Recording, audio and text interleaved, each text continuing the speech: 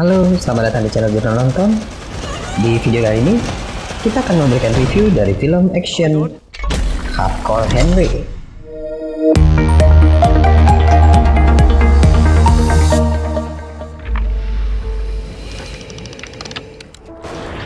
Hello, Henry.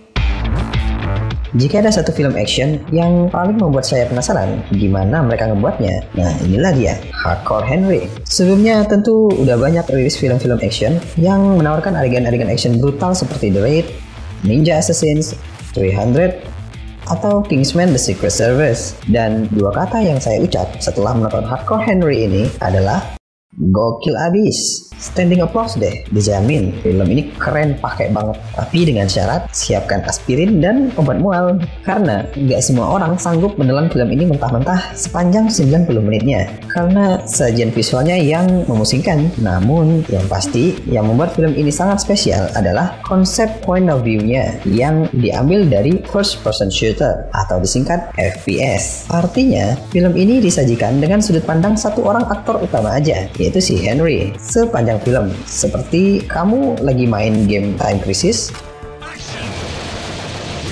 Buat kamu yang generasi 90-an pasti tahu itu Time Crisis apa. Atau buat generasi sekarang mungkin seperti game Call of Duty.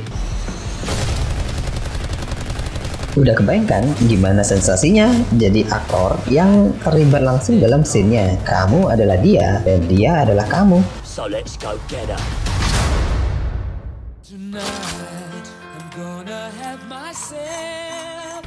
Film ini syuting dengan menggunakan kamera action cam yang menyajikan full throttle action sepanjang durasinya. Gas terus bang, jangan harap bisa ngelah napas panjang karena sutradara nggak memberikan kesempatan itu.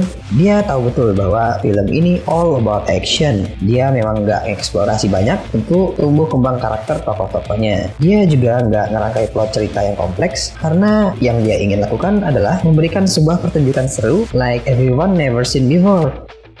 This next part might hurt. Cerita diawali dengan seorang pria bernama Henry yang terbangun dari tidur dan mendapati bahwa dirinya adalah hybrid cyborg, robot yang berbadan manusia. Memorinya kosong. Dia hanya tahu bahwa dia punya istri yang bernama Estelle yang diperankan oleh si gorgeous Halle Bennett. Singkat cerita, Estelle memperingatkan Henry bahwa dia harus lari dari Ekan, seorang villain maniak psikopat pimpinan organisasi militer swasta yang menginginkan Henry sebagai bagian dari pasukannya. Nah, upaya kejar-kejaran antara pasukan Ekan dengan Henry inilah yang jadi plotnya. Simple bukan? Tapi nggak sesimpel kenikmatan action yang akan kamu rasakan. Kehadiran Sharlto Copley juga menjadikan film ini menjadi lebih menarik lagi. Dia masuk ke dalam hiruk-pikuk kesenangan dalam pembantaian ini dari segala penjuru dan dalam berbagai versi karakter. Namun dengan satu raga tokoh bernama Jimmy. Aktor film District 9 dan Elysium ini bisa jadi apa aja. Dia bisa jadi teman, penunjuk arah, penyelamat, atau sidekick, secret agent, playboy mesum, nerd. Bahkan dia juga bisa jadi gelandangan, anak punk, atau tentara sniper, sampai menjadi Kurt Cobain on the road. Berdua, Jimmy dan Henry melakukan petualangan yang luar biasa bloody hell extreme. Setiap adegan yang dilihat, ya seperti dari mata kita sendiri. Itu tuh adalah sesuatu yang cukup rumit, mengingat ini ada film full action dan brutal pula. Adegan-adegan seperti berlari, melompat, memanjat, berkelahi, hingga tembak-menembak berasa sangat nyata dan spontan. Sampai-sampai nih mulut kita ikut bergumam. Ajar terus. Ya sambut, mati lo. 1, 2, 3, combo hit, yeah.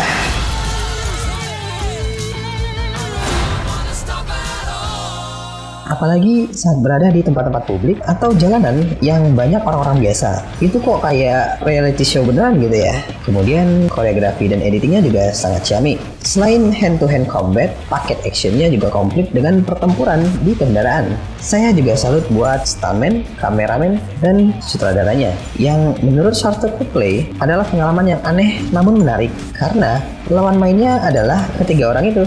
Bukan aktor atau aktris seperti biasanya di film-film lain. Orang di balik sosok Henry itu adalah 10 orang stuntman yang bergantian. Lalu juga kameramen dan gak lepas juga sutradara Ilya Naishuller. Lalu dari mana sih ide gila ini datang? Sama seperti sutradara Edgar Wright yang bikinin film Baby Driver karena terinspirasi dari video klip musik berjudul Main Royal Blue Song. Kali ini Ilya hanya tinggal mengembangkan video klip musik karyanya yang juga menggunakan konsep first first-person shooter berjudul Bad Motherfucker by Beating Elbow.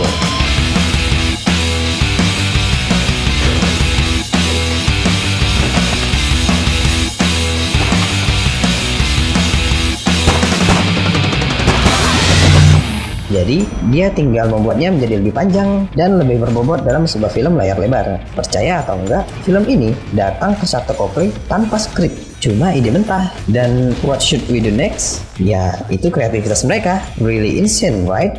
Well, film ini murni untuk kita bersenang-senang. Kalian bisa lupakan sejenak apa itu sinematografi, apa itu penjiwaan dan emotional acting, apakah ada twist atau enggak. Just enjoy the view. Visual efeknya cukup rumit juga kok. Seperti gimana transisi antar Jimmy terlihat halus dan juga adegan-adegan yang super sadis berdarah-darah. Ini brutal dan juga vulgar. Oke, sekian dulu video kali ini. Semoga bisa menambah referensi perfilman kalian ya.